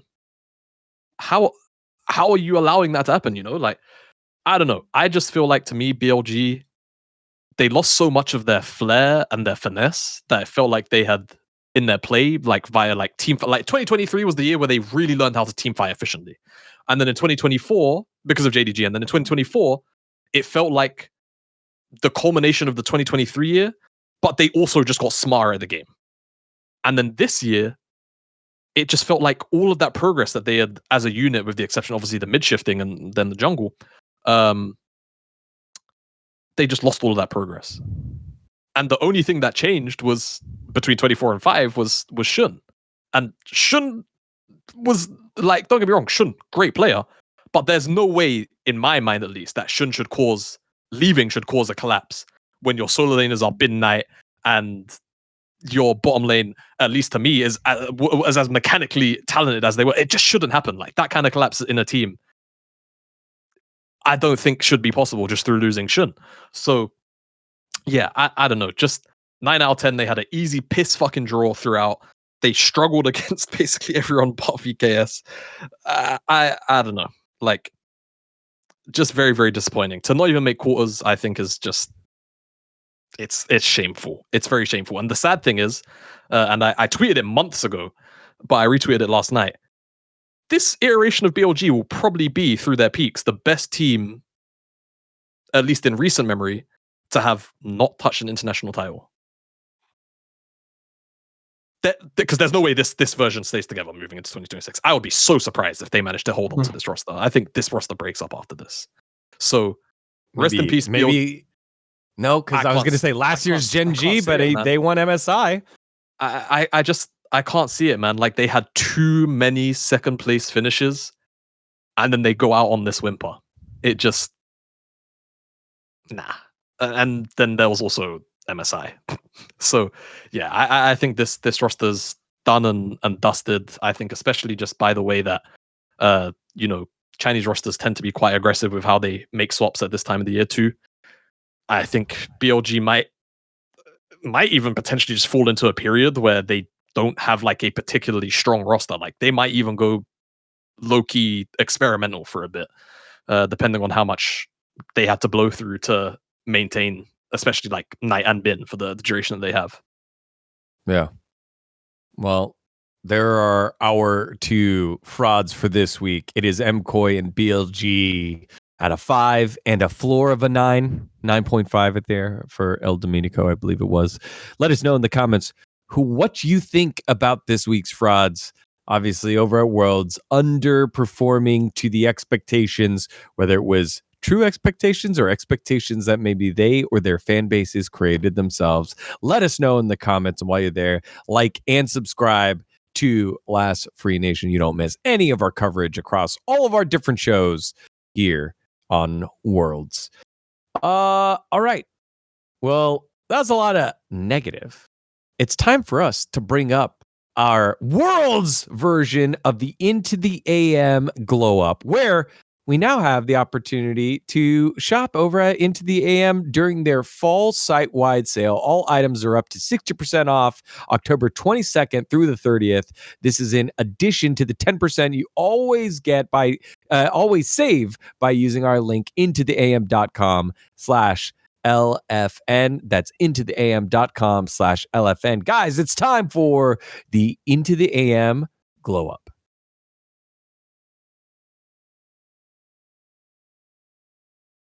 All right, y'all. It's time for some positivity. Jamada, who has been or what has been the glow up of Worlds here as we finish the Swiss stage? Okay, this weirdly might be a bit off key, but anyone's legend. Now, just stay with me for a second. Stay with me. Because the reason why I bring up AL is because throughout the entire year, they have continued under the guidance of Tabe, and Tabe does this to a lot of rosters, to improve, be it through drafting habits and gameplay habits, or just sometimes getting releases, like press releases translated of just the team really gelling together incredibly, incredibly well and getting on, which is a very important thing for a team.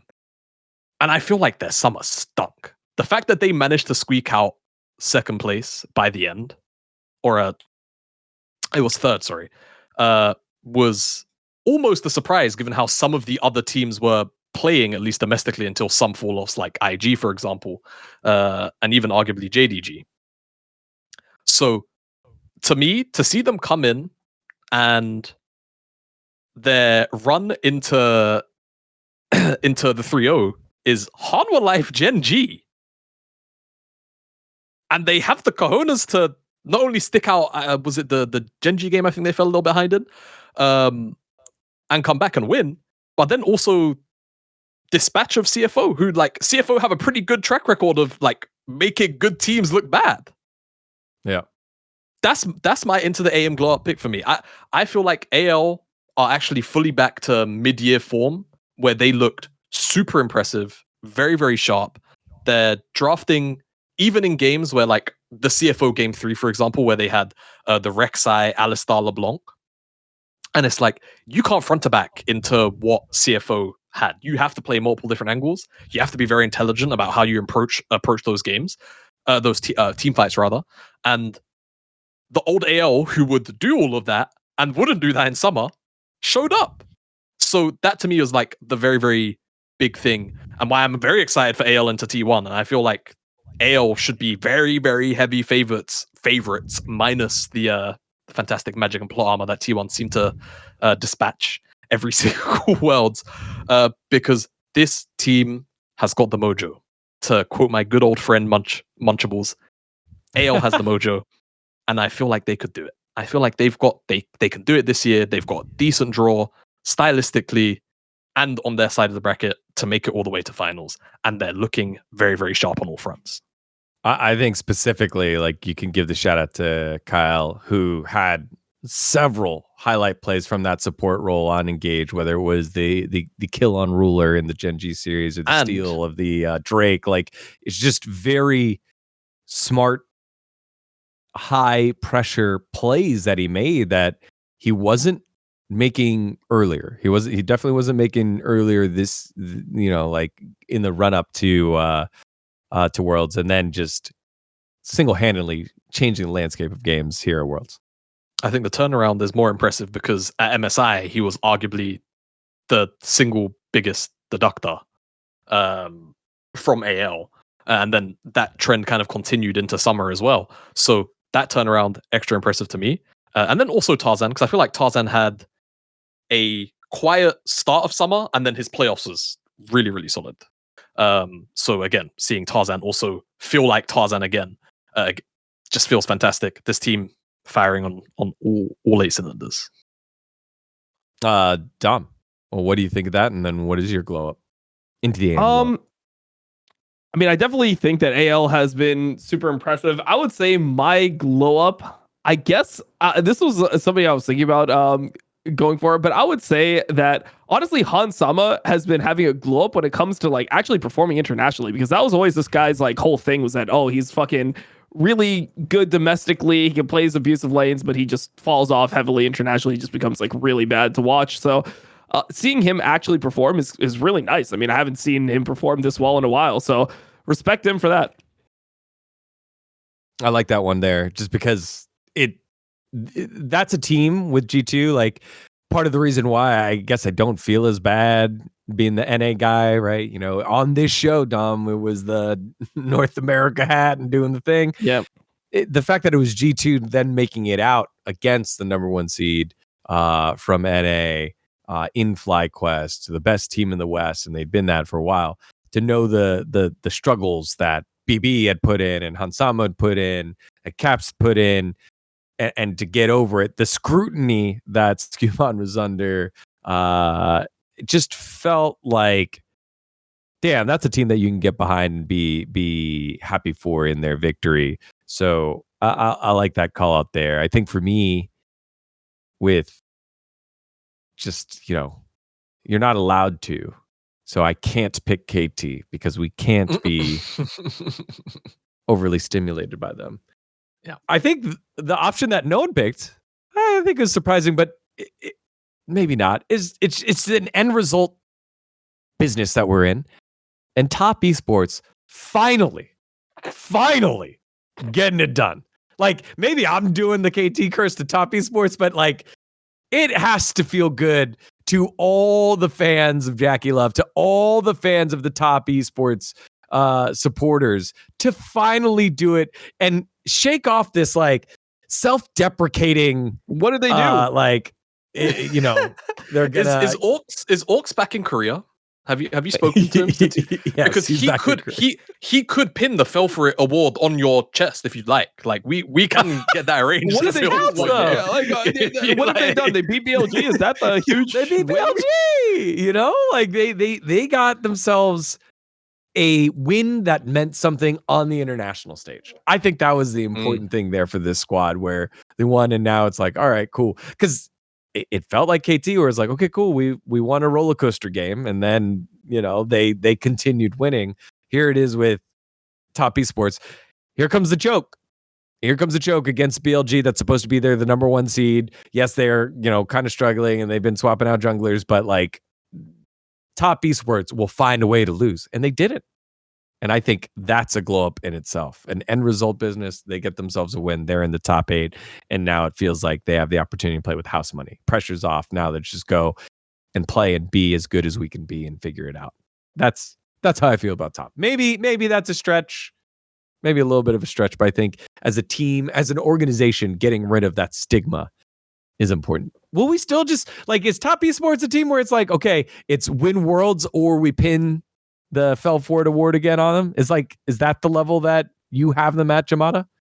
No, it's just about how they look. Like, if they had competitive games against good teams, basically the entire way through their draw, then there's like an essence of, all right, sure, But they went 2-0. They played against KT and got fucked. Like it was bad, bro. Like it wasn't good. It was wild. It was wild to watch. Now, admittedly, again, like KT overperformance, the Gen.G game is escaping. The Gen.G series as a whole is kind of escaping me right now, but still got 2-0'd. Bottom line.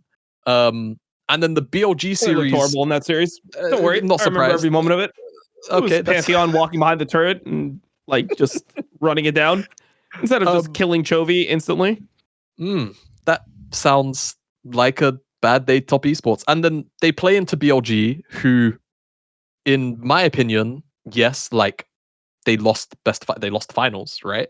But BLG have in their own right looked shit, and they looked shit against worse teams throughout the draw. So they go into that series. The first game, they kind of end up getting rolled after getting a, like, what to me should have been a almost foothold, like, level of, we're Top Esports, we can play the game at whatever pace we want. It was like almost 2k gold lead, their map state was good, and they could have just chilled out. And they let themselves get constantly rotated on by Bin to get on-orted, and they just perma got hard engaged on as the Brom comp.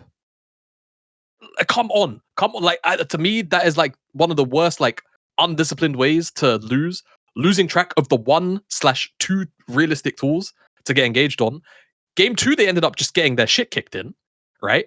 2, they originally, it wasn't even that bad. Again, remember, they were the Azir and Varus comp, and they got to stack dragons. How versus Renekton via Aurora? How like, do you know what I mean? Like, they were given so many opportunities, and then game 3 was just, the two the Simpsons meme, the two monkeys in the circle fighting with knives. Like, that's what game 3 felt like to me. BLG could have got out, Top Esports could have got out. The coin landed heads for Top Esports, right? So I think the fact that we are where we're at with them. That's why, right? Like if they confidently beat BLG, the mood would be better. In my opinion, if they came in and they 2-0'd BLG, which realistically, given how game 1 started, could have happened, then I think the conversation is different. But the fact that they've had the draw that they've had ish, and more importantly, BLG's draw looked the way it did, and they looked at the level that they did throughout Swiss, and they couldn't dispatch of a BLG that shaken. That is the larger indictment to me of not being excited, not being able to get excited for top esports. So it's not about winning worlds. It's not about, making top 8. It's not about making top 4. It's about actually looking decent whilst doing it. And they look so bad that I almost want to say that G2 could beat them on a bad day. And I don't think it's impossible to happen, which is not a good place to be if you're top esports. Run over. All right. Well, I guess maybe my IntoTheAM Glowup wasn't as great. So you all at home, let us know who your IntoTheAM Glowup is on the comments below. And while you're there, again, check out the basic graphic tees that they have, the basic tees and the graphic tees that they have with an additional 10% off using our code, of course, that we always give you here with IntoTheAM.com/LFN with their 60% off fall site-wide sale. That has been our IntoTheAM Glowup. Damn, man. Top eSport. I was trying to be nice. I think they got the win. They got, over the hump. Draws. I don't know. All that stuff. Quarterfinals and Worlds, they made it last year. They got a best of 1 win versus T1, then got completely fucked in quarters. Like, who knows? Like, they're just top esports, man. They're just bad. They're bad when it matters. Now, it's time to look forward here. With our friends that are also covering this are over at Kalshi. Now, Kalshi is the first and only federally regulated prediction market in the U.S. After working with the federal government, it has received approval from the CFTC to launch a brand new financial product, Event Contracts, which means there's a prediction market out there on, yes, who would win Worlds? That's what we're discussing now. Our Worlds winner with our Esports Crystal Ball, thanks to our friends over at Kalshi.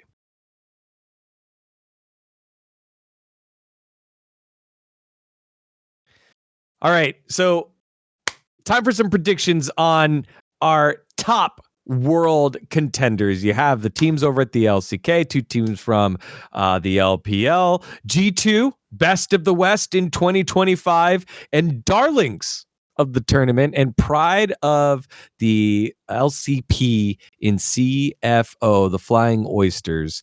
Guys, what do you think? Who are your favorites here, and who do you think is going to win Worlds now at this point, now that we've knocked out some of the other teams?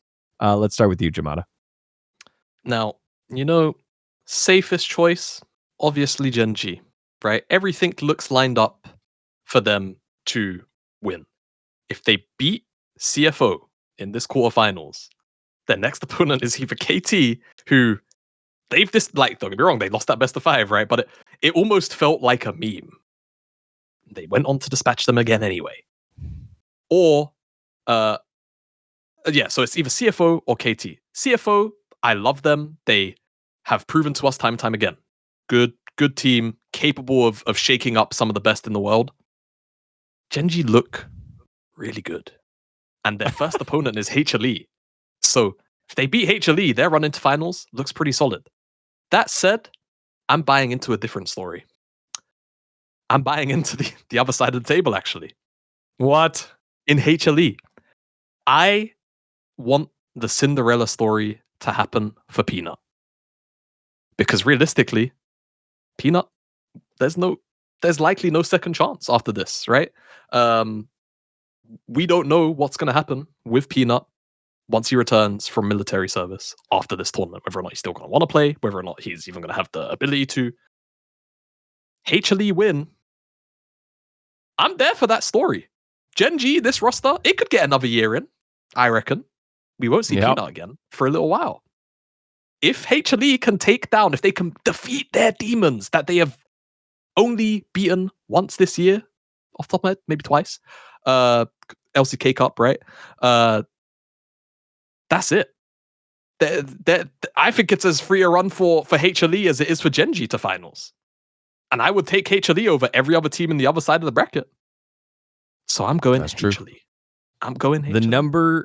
The number 2 ranked team in the AWS Web Services, or I guess AWS global power rankings, they will go head to again against the number 1 seed there in Gen.G. If you take a look, yeah, go ahead. One last nut for Peanuts, the nut god, as he's known as. You don't know how many times that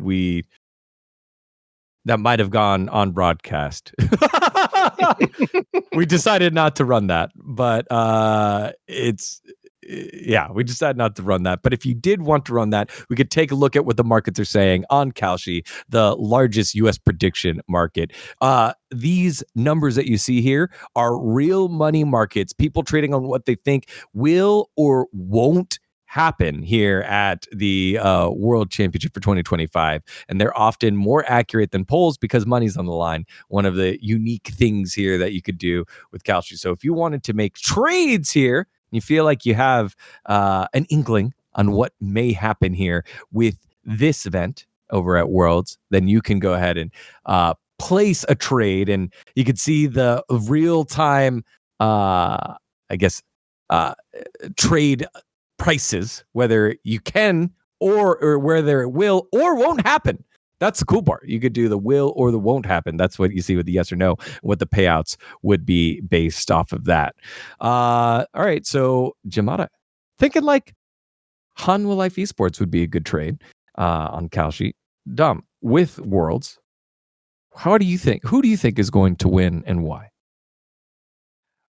I think Gen.G is just by far the best team in the world still. I know they lost one best of one, but I just feel like if they suss out their drafts, if they figure out exactly what they want to do, they should still just be the dominant force. And especially when we get into best of 5 fearless, that's always been the strength of the team. So I'm looking forward to that. I want Chovy to win Worlds, finally. Like, I feel like it's been too long of us hyping this guy for him to just not win. Like, it's too tough. Like, we need to actually get him a Worlds trophy so we can stop with the stupid narratives and everything like that. So that's what I think.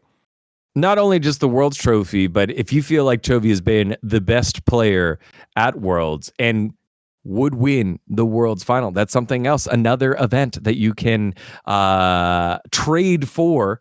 And he has a 32% chance of winning World Finals MVP according to the live markets over at Kalshi. So if that's something that you wanted to trade on, you're able to do that as well. I think for me,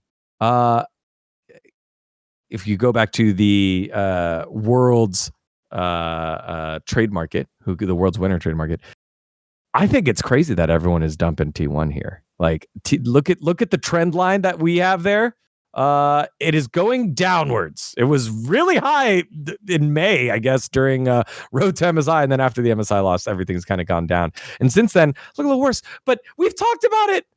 We've tried to conceptualize it and rationalize it, but the T1 plot armor when it comes to Worlds has been unmatched over the last 2 years. They even made it to the World Finals in 2022. So it could be 4 World Finals in a row, and you're getting at 16 cents for the potential that it might happen.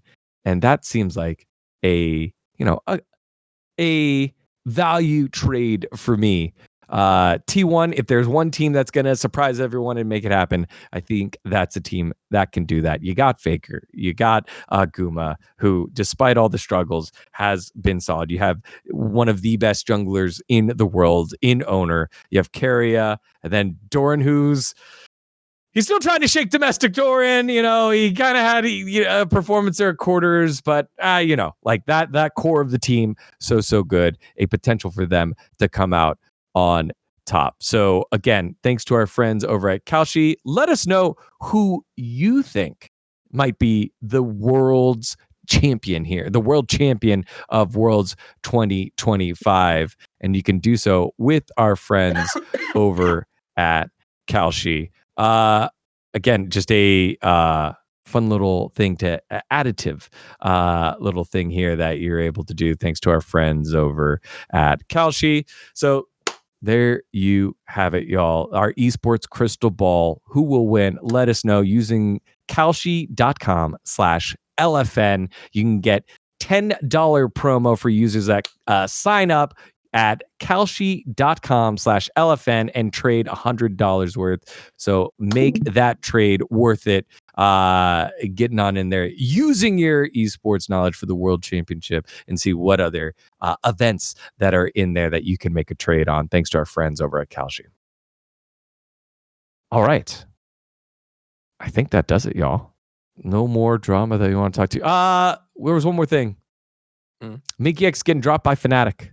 Oh gosh, yes. I don't think he got dropped. I don't think he. Yeah, I was about to say I don't think he got dropped. I think the more appropriate statement would be that motherfucker didn't want to be there no more. And who does? Left. Who does? Can't blame him. And of course, the follow-up to that is not only has Mickey X it's just not returning because they always do the thing. He's exploring options. He's still with it. He's exploring. He's not going back.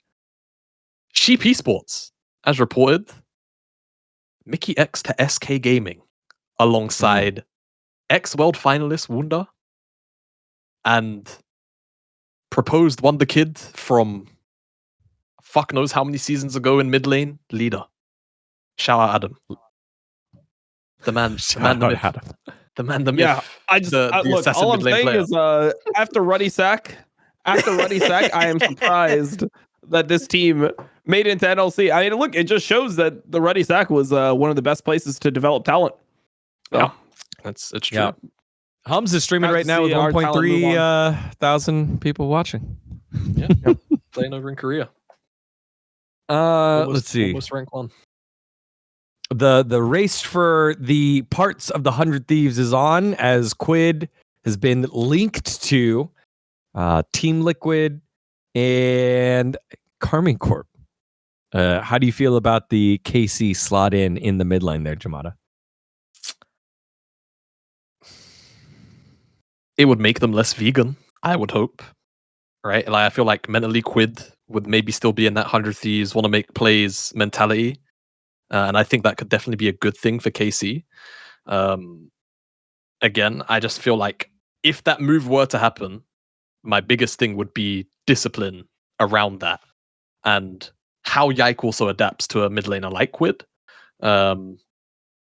Caps definitely had his streaks where he was, happy to play the more aggressive laners and really push out leads and try to play for 2v2 in jungle and move around the map with your jungler to side lanes. Quid wants to do a lot of that. Vladdy was a lot more just kind of staying in mid more times than not. And then obviously as the year kind of progressed, his laning deficiencies kind of came more and more to the forefront. So I think it would be a good fit. It would suck for NA to lose Quid. Another year losing mid lane. Obviously Quid, been there for a little while now. So that would. I'm just tired. I'm tired of these Europeans stealing our North American talent. That's what I'll say. What was the funny ass argument I saw Raz reply to on Twitter? I think it was some guy replied with Quid's team history, and it's just years on Gen.G Academy. It's 100 Thieves for the last obviously year and a half, 2 years. Yeah, NA talent, buddy. Yeah, whatever you say. But yeah, no, it would suck for the mid lane pool. It would suck for the mid lane pool. It would be very, very bad. So yeah, we'll see how that transpires, because obviously Quid is a free man. He's got options, likely to go over to Team Liquid. There's obviously the big mystery around Sentinels and how much they're gonna, put stock into the league in the first year that they're there. But I think KC stylistically it wouldn't be a bad move, so long as KC are willing to, adapt a bit and stretch their legs for the kind of player that I think Quid is at his best. Yeah, and then finally, just things to touch on. CFO and the LCP having some pretty good moments right now. There's a pretty good post on Reddit. They got posted a couple days ago when they made it to the quarterfinals as a dark horse. or when they made it, let's see. Most people came to know Chowie better as a coach when he joined TSM, but that didn't last long either. CFO came into Worlds as a dark horse, particularly due to their above average showing back in MSI, and they surprised everyone beating T1 going up 2-0, but yet came down to 2-2 again. One particular video stood out. Chowie was casting a match and he made the comment, "I suspect this team does not have a coach," followed up by, "Call me if you need a coach." And the rest is history. It's a pretty cool moment there when CFO were in the PCS. And this was a moment against Frank Gaming, aptly known as FAC, back at PCS. They were the 3 seed versus the 4 seed. And Chowie's led the most successful 6-man roster team in the history of the league, and he's been able to put it together. So props to him, props to the LCP trying to capitalize as much as they can from it. And that does it for this week's episode.